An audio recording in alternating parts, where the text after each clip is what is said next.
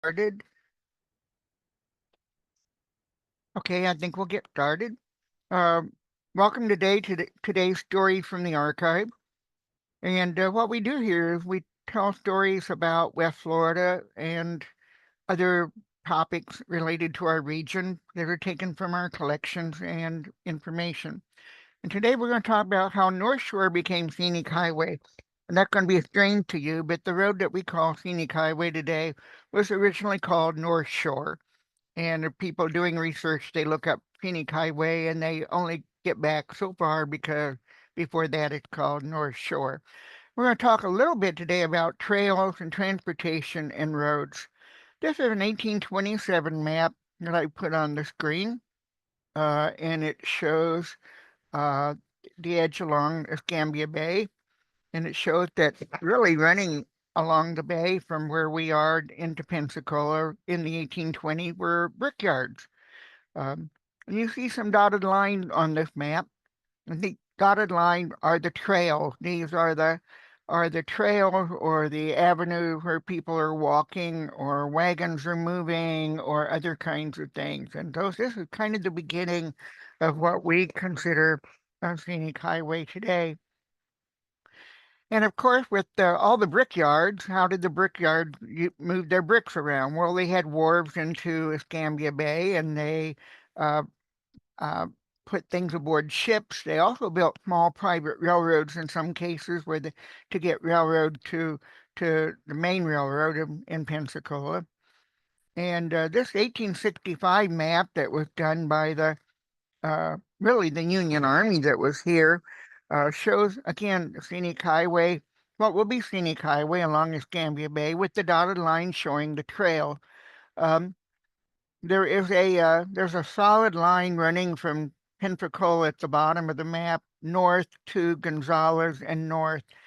And in 1865, that is actually a railroad, and it is the only railroad into Pensacola. And both sides tore that railroad up during the Civil War to stop each other from using it. But this is a pretty nice detailed map showing the trails along Gambia Bay. If you notice, if you look at the map carefully, along the bay, there's one main trail, and then there's little trail branching, and they're all coming to a point just above Bayou Tahar. That's because there's no way to get across Bayou Tahar at this time, and so people traveling would come that way, and then they would go cross over above Bayou Tahar to get into Pensacola. And that's a blow up of that little thing showing you where all the trails converge. They don't even go down to the base of Bayou Tahar because, like I said, there's no way to get across at that point. So why did we move into road? Well, this is from Illinois and the muddy roads, but we had the same problems in the South. How did you move around? How did you get traffic moving around to different places? And so you had the coming of the automobile. And one of the things that precipitated the roads in America was in the 19 just before and during World War One or just after World War One, about 1919, um, the Army set out to travel from the East Coast to the West Coast. And there were trails or some kind of road till they got really to Kansas City, and then from then on, it was a slog across the upper Midwest, the Rocky Mountains in California, and they had a terrible time there. Their vehicles got stuck. Their mules and horses didn't work, and I mean they just had an awful time. And I'd mention that because there was a an army guy with that group, and his name was Dwight D. Eisenhower, and later he will become president and push for the international highway system, the national highway system in the United States. But there began with the advent of the car, there began to be a movement called the Good Roads Movement, especially after Henry Ford introduced the Model T in 1908.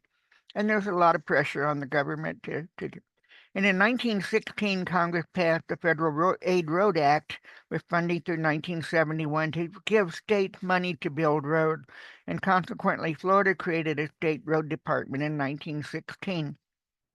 However, there's not a lot of action during this time, mainly because we're busy fighting World War I.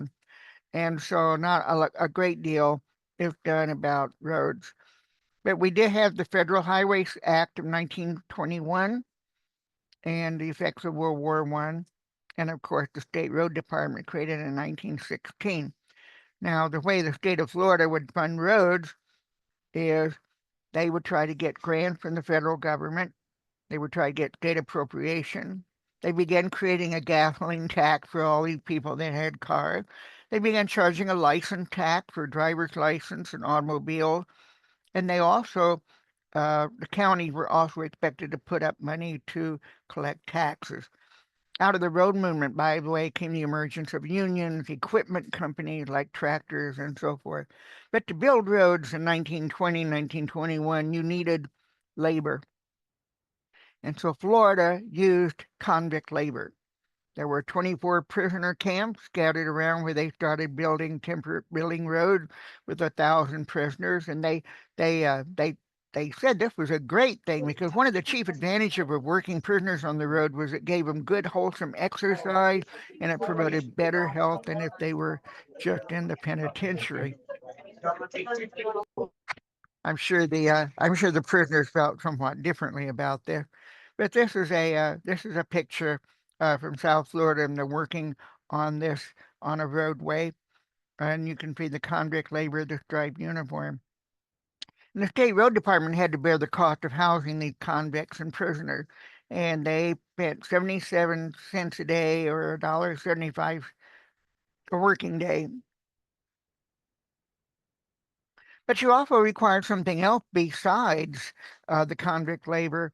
You had to have uh, animal labor, and so horses and mules were required. And in fact, the department in 1925 noted they'd added a veterinarian to take care of the mules in the department because there were 514 mules working on the road department on the roads, and the guy was to help take care of them. And it says here, the care and workable condition of the stock is just as important as the care and condition of the convicts. I should know the mules were gradually phased out when the automobile industry began producing roadway equipment and tractors and all. And in 1929, they completed a census of their existing mules, and they had 79 mules and 4 horses, and they decided to take bids and sell them.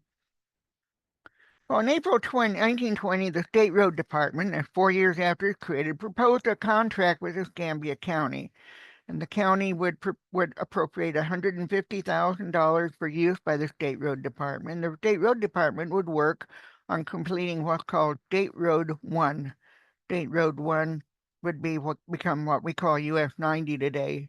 State Road 1 would run from the west end of the proposed bridge across the Escambia Bay down to the city of Pensacola, and also the road from Nunez Ferry, which carried one across the Perdido River, Perdido Bay, also down to Pensacola, and then the road from Pensacola to Flomaton, which today we call Highway 29. And the way Escambia County raised the money was to issue bonds. And the kinds of roads were being constructed at this time could be hard clay or sand clay or crushed limestone, macadam, or even concrete roadway. And this is a good example of what the existing roadways or pathways would have looked like at the time. And here's a sand clay road in West Florida. This is probably what today we call 29. Another one from an orange grove across the state highway in West Florida. Hard to believe, but we were growing oranges in the 1920s. And in fact, I think it was 1928, Escambia shipped like 50 boxcars of oranges off to market. And here's another picture of the roadway being constructed of concrete. And then this is State Road 1. This will become what US called US 90. And they did fence it, and they put little barriers on it, and it looked really pretty. This is the concrete road. This is road number 7. This is the road going to Bloomington. This is US 29 today, but they made that one concrete. Now, from this railroad map in 1910, you can kind of see what's going on, and it shows 3 railroads, and it shows one coming in Milton, crossing the river at a railroad overpass, and coming down to Pensacola over to Millview, and running up from from Pensacola, heading north toward Ferry Pass and Olive. Olive is the corner of Olive Road and Davis Highway, the community of Olive. Well, 1921, 1922, they got a lot of roads built. They built a bridge across the Apalachicola River, coming westward from Tallahassee. They got a bridge across the Blackwater River into Milton. They got State Road 7 from Pensacola to Roberts, that's north of Pensacola, and State Road 1 running from Pensacola downtown to Nunez Ferry. Today that would be like Highway 90. But they noted there needed to be highway laws. In 1923, they passed the Miller Act, and this designated what they called State Road 1, running from Pensacola, from the Alabama state line at the ferry across Perdido River down to Pensacola, and designating it all the way from here, all the way to Jacksonville. So there were 6, they numbered the state roads, 1, 2, 3, 4, 5, 6. 1 was what we call US 90 today. 7 was our road to Flomaton. And they enacted some of the first highway laws, highway signs at this time. The railroad sign kind of interesting. We have for 1 track and for 2 tracks. Now, railroads were kind of a problem. Of course, railroads had no way. They didn't want to. They really wanted to avoid accidents at railroad crossings, and the train didn't know whether. Sometimes didn't know where the roads were crossing. They wouldn't toot a whistle or whatever. So the state road department built these fancy little railroad crossings, and this is an example of one in Cottondale, which is over by Marianna, Florida.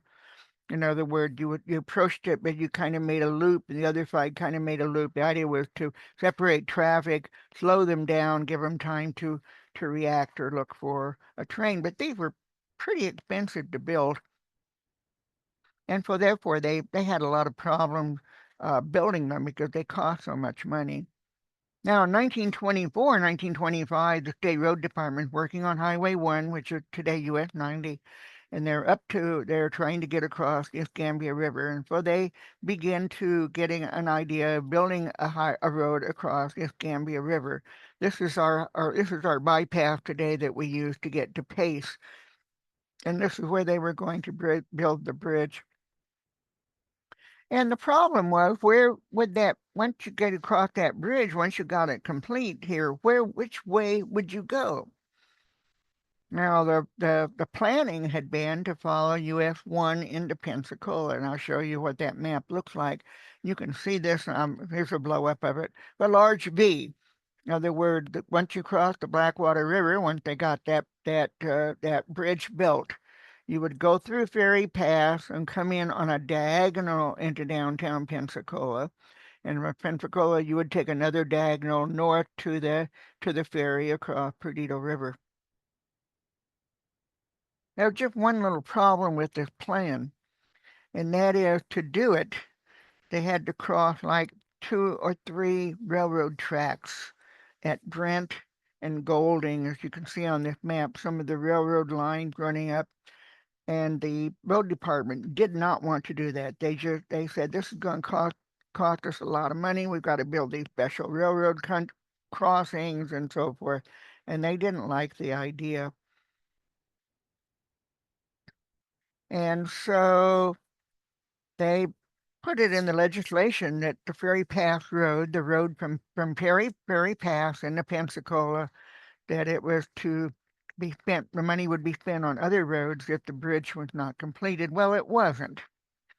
And so the money was appropriated in 1921, and they said it was dependent on the completion of the river bridge, on the Escambia Bay Bridge within 4 years, and it wasn't.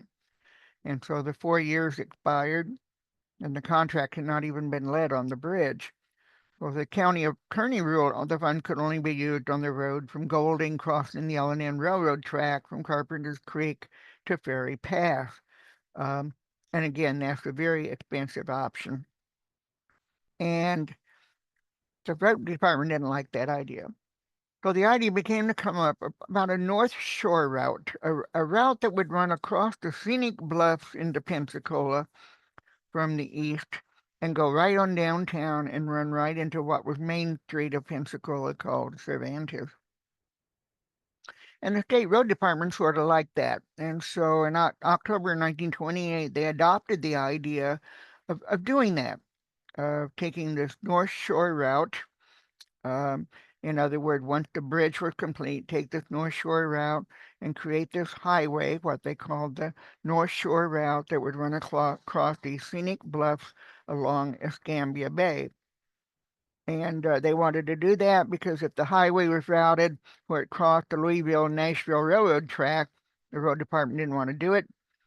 If the highway came down what we call now Davis Street, it was also impractical because Davis Street was an unpaved street, and the city would have to spend another $40,000-$50,000, which was a lot of money in 1920, to pave it.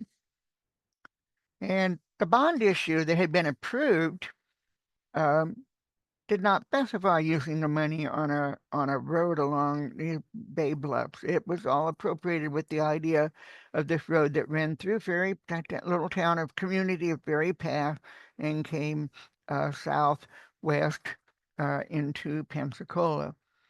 And so, because of that, the county commission decided they had no say in the matter except to have a ballot vote about this issue.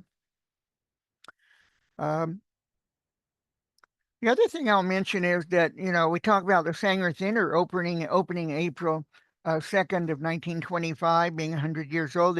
One of the things for building the Sanger Theater, they put in the paper, they said that thought it would bring in a lot of people coming in from other communities like Milton and other places would drive into the Grand Movie Palace. Of course, in 1925, when it was opened, there's no bridge across Escambia Bay or Escambia River at that time, but it has yet to be built.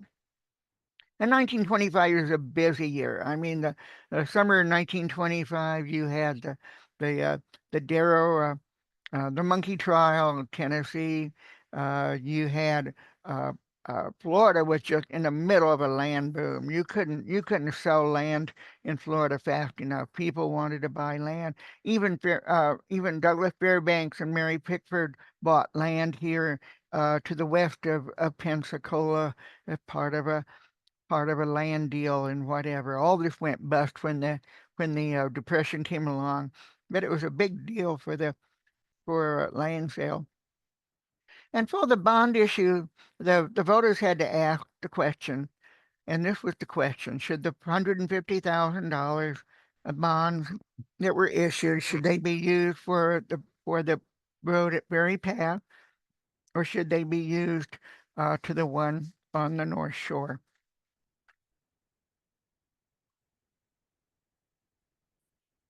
And the Chamber of Commerce jumped into the fray. And on July 17th, they noted in the editorial that the first gun was fired in the North Shore route by the Kiwanis Luncheon.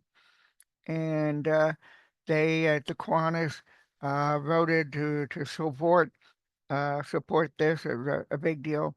There's no women Kiwanis members, by the way, at this time in 1925.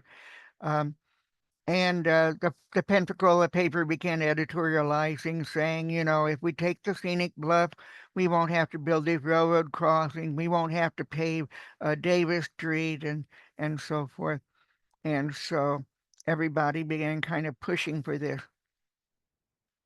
And also, one of the people that helped was the fact that uh, Mayor Harvey Bayless of Pensacola was appointed to the State Road Commission. And the Kiwanis started to advertise. They actually started to put ads out and signs and hand out flyers and everything else. This was their first ad in July 23rd, asking everybody to vote yes on spending this money on building what would become Scenic Highway. And they had a number of reasons for it. It was a most beautiful scenic route in the state. Um, it will bring people down here, part of a tourism thing. It will be attractive. It also become part of what's called the Old Spanish Trail. And uh, publicity chairman for the Chamber of Commerce said that this would be a great thing. It would help people bring here. It sounded like a much better road to travel in your Model T than just a dull old highway that went through Ferry Pass and came into Pensacola. Um, and he said you can't afford to bring their thousands of visitors into Pensacola by the back door or around Robin Hood Barn. When a voter yes means entrance to the city through colonnades of magnificent age oaks over a boulevard system, the finest in the state, skirting the waterfronts and the panorama of beauty unparalleled. This proposed scenic highway would be our greatest potential asset. And also, Old Banny Trail is also under construction, which really it will be a continuation of US 90 to Mississippi, and the Gulf Coast is also working on this on this thing. And of course, our section would be running through Pensacola, and if it where we got if we went to the North Shore route, getting a road along the bluffs, this would be part of the Old Spanish Trail. And the paper continued to push this uh, thing. And on August 2nd, August 5th was the election. The Kiwanis took a full page out asking everybody to vote through. Now Ferry Path wasn't going to take this laying down. Um, they just they published a big book, quarter of a page, eighth of a page ad saying, wait a minute. Ferry Pass is a nice community. All right. Ferry Pass Road was what we were supposed to do. Um, it takes uh, it takes us through one of the prettiest, most progressive farming sections of the county, shorter route by 3 miles, and therefore it would cost tens of thousands of dollars less to build than going along the bluffs. And they said, please, don't, this will help Ferry Path. There's nothing wrong with this road and all. And so the ballot came out on August 4th. Should the money be spent for one site or the site that the state road department was kind of leaning toward, and that is the North Shore route. And of course, the Kiwanis Club continued with their barrage of vote yes, and all. And don't fail to vote, do your duty. And on August 5th was the election of the population to determine the route, and it won. And only two of the precincts were unfavorable. You can sort of guess where they were. They were up here toward the Ferry Pass area, of course. But the vote was pretty good. Um, and yes votes 1,898. No votes were 262, I think. And so therefore, the county could spend the money on this thing. The bridge across the Escambia Bay, which we still kind of drive on when we take the US 90 to Pace, was completed in July 8th of 1926. So the vote to create Scenic Highway occurred 100 years this August. The bridge opened a year later in July of 1926.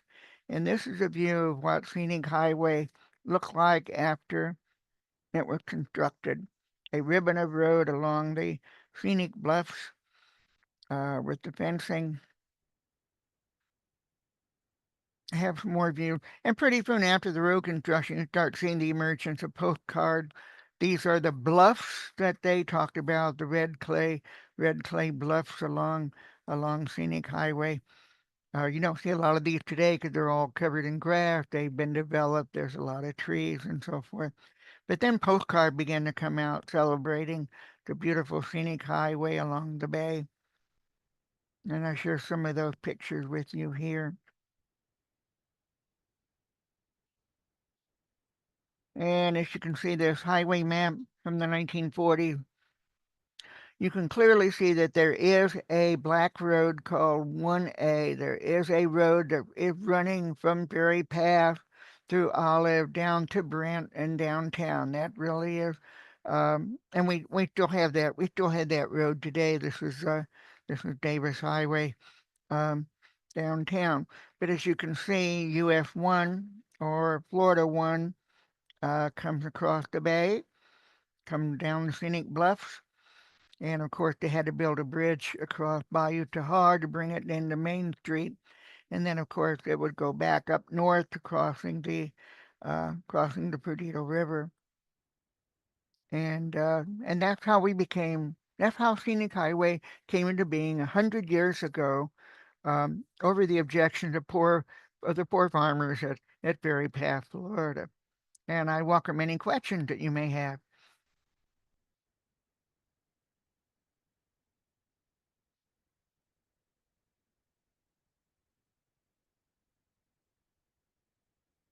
Okay. Well, thank you very much, and we'll be doing some more story from the archive later on this year. Thank you all for coming. Okay. Bye bye.